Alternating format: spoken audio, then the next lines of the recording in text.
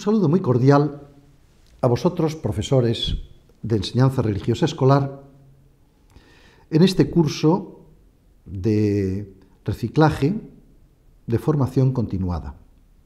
Se me ha encargado que comente la figura de Jesucristo y la figura de la Iglesia, especialmente en este año en el que el Papa Francisco, ha instituido como Año de la Misericordia. Vamos a presentar la figura de Jesucristo y de la Iglesia en estas dos charlas que se me han encomendado, bajo esta óptica de la misericordia divina. Dividiré estas charlas en 4 puntos con el fin de tratar distintos aspectos. En esta charla sobre Jesucristo voy a comenzar por lo que llamo el hombre roto en nuestro tiempo. El Concilio Vaticano II, en su introducción a la Constitución Gaudium et Spes, nos habla de una problemática que podíamos trasladar incluso a nuestras aulas. El número 4 nos habla de las esperanzas y de los temores del género humano. Hoy, evidentemente, no sería exactamente lo mismo que hace 50 años, pero podríamos traer al aula las esperanzas de justicia, de libertad, de paz mundial que nuestros alumnos tienen, y también los temores en nuestro siglo. El temor a una guerra, a un choque de civilizaciones, el temor a problemas sociales que se agudizan en el tercer mundo, todo el fenómeno de las migraciones, y que determinan una serie de movilidad de las poblaciones no fácil a veces de asimilar. Lo que sí es cierto es que nuestro mundo se mueve cada vez más deprisa, y así el número 5 de la Constitución Gaudium et Spes nos habla de unos cambios profundos y acelerados. Hay cambios psicológicos en la persona, pensemos la influencia de Internet, la aldea global. Como hoy somos testigos de lo que ocurre en cualquier punto del mundo y casi en directo, los cambios religiosos que se están dando en Europa, podemos hablar de cómo en la época de nuestros abuelos la situación moral y religiosa de la población era profundamente católica, o por lo menos exteriormente católica, como ahora muchas veces los valores religiosos no solo son olvidados, sino a veces combatidos. Podemos también hablar, la Constitución Gaudium et Spes en el número 9 habla de las aspiraciones universales de la humanidad, y ahí podíamos llevar al aula ese deseo de una ecología integral. Podíamos llevar al aula ese deseo de que la ONU por fin establezca un régimen de justicia y de paz, si es que ello es posible. Podemos ver cómo muchas veces hay un sentimiento difuso de religiosidad que se materializa a veces en los cultos exotéricos, en las sectas, en espiritualidades orientales. Todo esto se puede llevar al aula aplicándolo al mundo de los jóvenes, y también algo que acecha en cualquier persona, que es el miedo a la ancianidad, a la vejez, a la enfermedad y a la muerte. Ciertamente esto no es un tema agradable para tratar con personas que se abren a la vida, pero no faltan casos en que la muerte del abuelo, la muerte de la madre o del padre, que ocurre también a veces entre nuestros alumnos, pues se plantean el porqué. Y es otro tema que podríamos llevar al aula como una problemática humana, profundamente humana. Sin duda, el tema del ateísmo, que trata la Constitución Gaudium et Spes del 19 al 21, pues debería ser tratado también con estos jóvenes. No ciertamente en sentido teórico, de hablar de la influencia negativa de una psicoanálisis, de la filosofía de Nietzsche o incluso la filosofía y la economía de Carlos Marx, sino también en ese ateísmo difuso que se da en la pandilla de jóvenes. Yo paso de la religión. analizar esto, cómo la persona de hoy ha perdido su referencia última a Dios. Y por fin, en esta primera parte, decir que vamos a presentar a Jesucristo como la solución a las grandes aspiraciones morales de la sociedad, la paz, el amor, la fraternidad universal, como una respuesta al sinsentido que puede proporcionar la muerte, y también presentar a Jesucristo como aquel que con su doctrina puede hacer de la sociedad una fraternidad universal. De todo ello, pues vamos a hablar en estos dos puntos siguientes, como Jesucristo, el hombre nuevo. Vamos pues a continuar ahora con otro punto, después de haber establecido este preámbulo, que sería una mirada al mundo actual, y constatar cómo en el fondo todas estas situaciones de desgarramiento tienen un fondo que entre los cristianos llamamos el pecado, que podemos traducir para nuestros alumnos en el egoísmo, la insolidaridad, la injusticia personal y hacia los demás, en definitiva, el pecado. Frente a este mundo que hemos analizado anteriormente y que se puede aplicar a la mentalidad de los jóvenes, hemos descubierto al hombre roto, y roto culpablemente, no por una casualidad, sino por un pecado. Vamos a presentar a Jesucristo como el hombre nuevo. Y el primer punto de esta segunda parte sería cómo Jesucristo nos ha dado la prueba del amor de Dios. El hombre no está solo. El hombre no está perdido en el universo, con su propio pecado, con sus virtudes, con sus éxitos y sus fracasos. El hombre, el ser humano de todos los tiempos, es querido por Dios y está arropado por el amor divino. Y es que la misión de Jesús en el mundo ha sido mostrar el amor de Dios. Dios es amor, nos dice el evangelista San Juan en su primera carta, y este amor se ha hecho ahora visible y tangible en la figura de Jesús. En efecto, Jesús es el hombre para los demás. Ante la multitud de personas que le seguían, viendo que estaban cansadas y extenuadas, sintió una inmensa compasión. Dadles de comer, no podemos, multiplica los panes. Se compadece de ellas, están como ovejas sin pastor.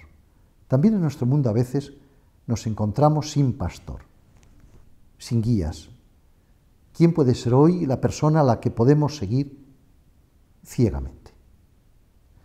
Por eso presentar a Jesús como la persona que nos muestra que Dios ama y que nos muestra un camino de amor, es una manera nueva de presentar aquí en el año de la misericordia la figura que ya conocemos por cursos anteriores. Jesús es el que cura a los enfermos. Es curioso esta dimensión de Jesús de ser médico, cuando Él viene a traer un mensaje religioso. Y es que el mensaje religioso, y esto es un prejuicio que muchos jóvenes tienen, no es solamente esa felicidad ultraterrena como si el mundo actual no contara. El reino de Dios implica también la felicidad del hombre en el mundo presente. Es decir, Jesús, la enfermedad es algo extraño al hombre. Por eso Jesús da el signo de que eso no es querido por Dios. Se ha introducido a causa de un desorden. Tampoco Jesús acepta el hecho de la muerte, se compadece de su amigo Lázaro. Jesús, ante el drama de una madre que ha perdido a su hijo en Naín, lo cura, lo salva de la muerte, se lo devuelve a su madre. Y es que Jesús, en nombre de Dios, no quiere la muerte. La muerte se ha introducido en el mundo, ciertamente, el aspecto trágico de la muerte, porque como seres biológicos tendríamos que morir, pero el aspecto trágico de ruptura es debido a la separación de Dios que tenemos desde el pecado original. También Jesús acoge al moralmente fracasado. ¿Qué mensaje podemos decir a una persona que ha caído en la droga, en la prostitución, un delincuente que ha sido detenido, que está en la cárcel? ¿Qué esperanza podemos darle? ¿Cuántas veces yo me he encontrado personas, muchachas jóvenes que han abortado, se han confesado, les digo que Dios les perdona, dice sí, pero yo no me perdono a mí misma? ¿Qué esperanza les podemos dar? Jesús acoge en Mateo, el publicano, al hombre pecador. Jesús nos da un mensaje de esperanza en esas parábolas de la misericordia. El hijo pródigo es un sinvergüenza, ha perdido todos los derechos, no tiene nada que reclamar y es aceptado por el Padre. Es decir, ese Dios que muchas veces creemos que es un Dios justiciero, que es un Dios que está buscando el pecado del hombre para castigarlo, castigo de Dios, que decían antes las catequistas cuando alguien se caía por la escalera. Se nos presenta en labios de Jesús como el hombre compasivo, que hay un nuevo comienzo siempre. Es que he caído muy hondo, Padre. No te preocupes, la misericordia de Dios te da un nuevo comienzo. Sí, y es que yo no puedo perdonarme. Dios te ha perdonado y te enseñará a perdonarte a ti mismo o a ti misma. Es decir, Jesús efectivamente nos da una imagen de Dios que nos pide también a nosotros mismos que seamos misericordiosos. Hay una parábola especialmente importante para este tema. Un hombre debía una suma, cantidad enorme de dinero a su amo, no tenía con qué pagar. Entonces, el amo, el Señor, le perdona la deuda. Es la imagen de Dios que cualquier hombre, por muy desgraciado, por muy hundido que esté, por mucho que haya perdido su vida, puede encontrar el perdón, el nuevo comienzo. Pero este siervo despiadado, que ha sido perdonado, encuentra a un compañero suyo que le debe una deuda irrisoria y le exige que lo pague, si no a la cárcel. Y entonces, claro, van los compañeros suyos a decírselo a su amo: mira ¿tú lo has perdonado? Sí, deberías tú haber perdonado. La misericordia nuestra con los demás es el reflejo en nuestra propia vida de esa misericordia recibida. Si Dios nos ha dado salud, tenemos que dar salud a los demás, la obra de médicos. Si Dios nos ha dado un corazón capaz de compadecernos, porque hemos sido compadecidos por Dios, tenemos también que tener entrañas de misericordia con la gente enferma, con la gente necesitada. Es decir, Jesucristo nos ha presentado lo que es el reino de Dios como eliminación del mal. Tenéis que ayudarme a instaurar el reino aquí en la tierra, para que luego mi Padre lo complete en el cielo. Un mensaje precioso que, sin embargo, en tiempos de Jesús fue rechazado. A la cruz, fuera, no lo queremos, fuera de aquí, muerte. Y Jesús, a pesar de eso, con su muerte redentora y su resurrección, nos has dado de nuevo el perdón de Dios, una segunda posibilidad al ser humano. Vamos a resumir un poquito el camino que llevamos andado para pasar al tercer punto, que es la misericordia y el perdón de Dios por la cruz y la resurrección de Jesucristo. En un primer momento hemos visto el hombre roto de nuestro tiempo, que es en el fondo una humanidad rota en nuestro tiempo, una humanidad que no nos gusta y que es culpable porque está fabricada por el egoísmo y el pecado de la humanidad, los pecados de todos. Hemos visto en segundo lugar cómo ante eso Dios no es el Dios del castigo, el Dios vengador, sino que en Jesucristo se nos muestra ese rostro misericordioso de Dios. Jesucristo, que Él en persona se inclina hacia el hombre caído, al pecador, al enfermo, al pobre, al difunto, es también ese Jesús que nos dice que el pecado también tiene una solución, que puede haber un primer comienzo. Sería bonito explicar detenidamente a nuestros alumnos la parábola que llamamos nosotros del hijo pródigo, la parábola del hombre malo que se aparta del Padre. Pero cuando se aparta del Padre, ve cómo las cosas no son tan felices ni tan bonitas como se las imaginaba. Es la imagen del hombre de hoy. El hombre de hoy, en expresión de Nietzsche, ha matado a Dios, es decir, ha arrancado del corazón de la sociedad la fe en Dios en muchos ambientes. Y hemos visto que no hemos conseguido un mundo de paz, ni un mundo fraterno, sino por el contrario, un mundo muchas veces de injusticia y de pecado. Incluso hasta la naturaleza que estamos destruyendo se nos revuelve contra nosotros por el mal uso que hacemos de ella. ¿Qué hace Dios ante este pecado de la humanidad? Pues la teología que hemos estudiado en los libros, sobre todo en Magisterio, nos dice cómo ese Jesús carga con el pecado de la humanidad. Cuando el mundo lo rechaza, tanto hace 2000 años como ahora, ese Jesús carga con el pecado. Es decir, me entrego, Padre, no les castigues, Padre, perdónalos que no saben lo que hacen. Señor, ya sé que lo hacen mal, ya sé que no hemos creado el mundo idílico que salió de tus manos, pero si me van a matar, no les tengas en cuenta este pecado. Es decir, perdónalos por este sacrificio redentor mío. Es el momento de presentar entonces el sacrificio de Jesús, no solamente como el destino del hombre bueno que sufre la incomprensión, incluso a veces la violencia de los demás. Es la figura de Jesús que se hace ante el Padre responsable del mal del mundo. Señor, es el siervo de Yahvé.